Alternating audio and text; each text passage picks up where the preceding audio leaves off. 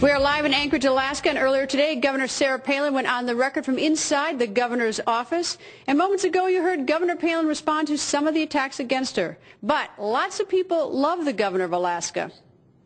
Well, on the flip side, I've also been to some of the rallies where people go absolutely nuts when they see you and your family. I mean, the cheering. I mean, what's that like? Can you come out and everyone's got these huge cards and they're yelling, "Sarah, Sarah"? I mean, what's that like? Well, the cool part was when somebody would hold up a placard saying, "We're here for Trig," or, you know, Piper in 2012. You know, that makes me feel good, because I think that's a recognition that this is just a normal family, a family that has a lot of love that binds us together, and we have a lot of fun in spite of some of the circumstances.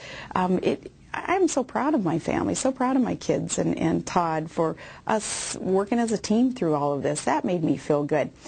Too, though, any of the chants of Sarah or anything that maybe would look like anything was Sarah-centric is, on my part, I know that it is not me personally that the cheers were for. Again, it's for, cool, we got a woman on the ticket.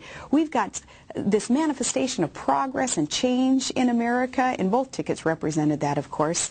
But not me personally were those cheers for, but it was just for the representation of a woman on the ticket, a mom, somebody who loves this country so much, somebody very, very committed to policies that I believe will progress this country in the right direction. I think that's what that was all about. Well, it's interesting. You lured some feminists to the Republican ticket, which you might not expect. I mean, feminists have typically been Democrats. By feminists, I mean some of the farther left. But you lured some of them.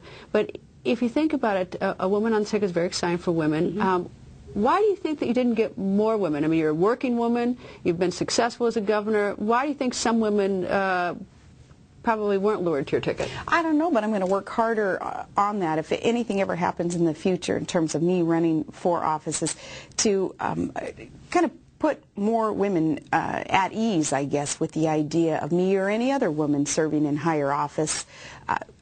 I think that it's really important, because I truly believe that we have more in common than we have differences when we want to make sure that our communities are healthy and safe, and that we have health care for our children, and that our daughters have equal opportunities in the workforce. All those things that we have in common, again, certainly outweigh the differences than perhaps we have. So I would like to see perhaps some of these feminist women, and sometimes, you know, I consider myself too as a feminist, whatever that means. In fact, I subscribe to Feminists for Life. I'm a pro-life woman who wants to make sure that you know, we cherish the sanctity of life, and this group Feminists for Life sort of encapsulates all that I believe in with the pro-life movement.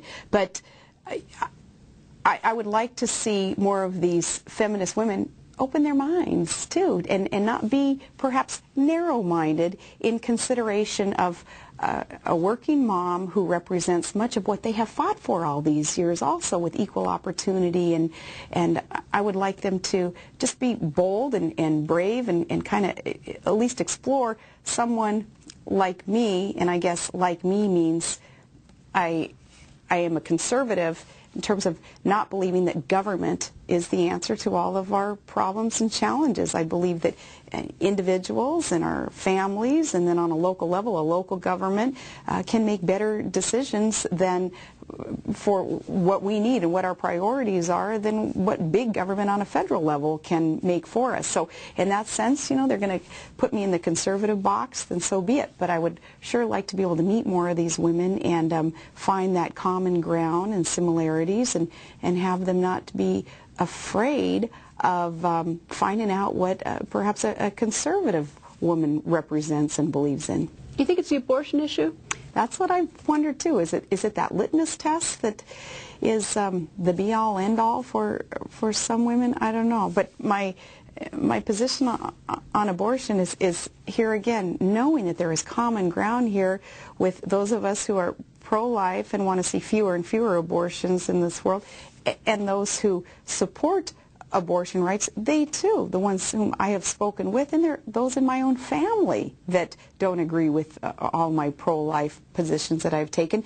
But the common ground that we have is they too would like to see fewer abortions and preventative measures be available and being, you know, that we wouldn't shy away from those things. So again, the end result would be fewer abortions. So I don't know if that's the be-all, end-all issue there. If it is, it's kind of unfortunate because I think we could and should all be working together to meet the challenges that our families, our communities, our nation face.